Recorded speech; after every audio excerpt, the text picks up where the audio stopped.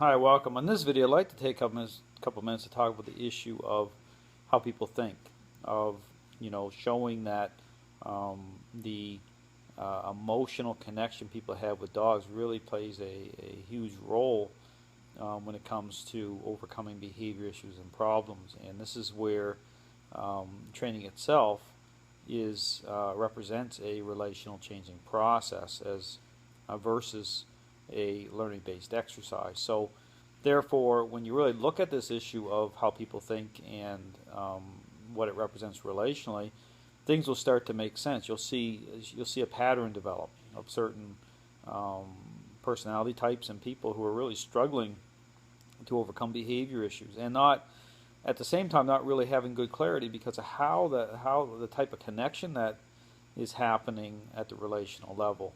And so, when you're looking at beyond that, and I understand oftentimes there's a huge, once people have invested a certain emotional connection with dogs, there's a huge fear, there's a huge uncertainty as to what training really is. There's a fear of losing that connection or that ability to, to relate to the dog that way, through that emotional type of bond.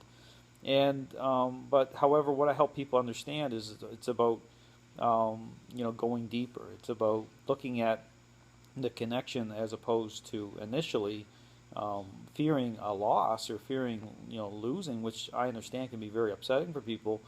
But having enough faith and trust to step forward, take that first step of faith, and see it more in the framework of winning, because ultimately what ends up happening in the end, once you start to get beyond that fear of losing, what you're going to see on the other side, once you come through the other side of everything, that training really wasn't about breaking the spirit or drive of the dog.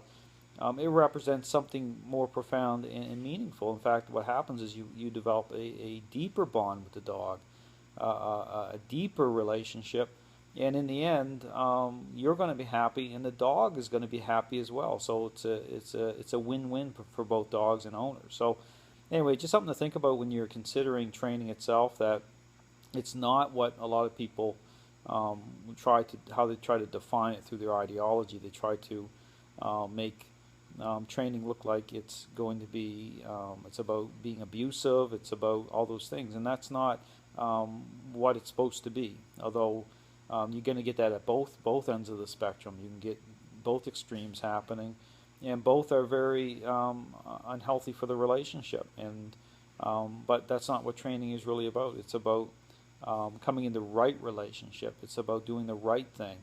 And so the process itself is not about being aggressive with the dog. It's about, just like parenting, it's about creating a type of environment, a type of connection which is going to be meaningful, which is going to diminish unwanted behavior. It's going to bring you into right relationship so you can truly enjoy your dog and be happy with your dog.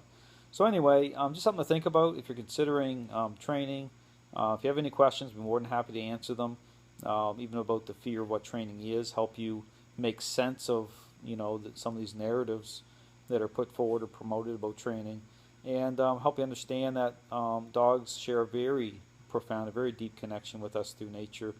And that's what makes it so amazing. That's what makes nature amazing. That's what makes the relationship with dogs incredible, because it's an opportunity for something more. And anyway, I'll be more than happy to answer your questions.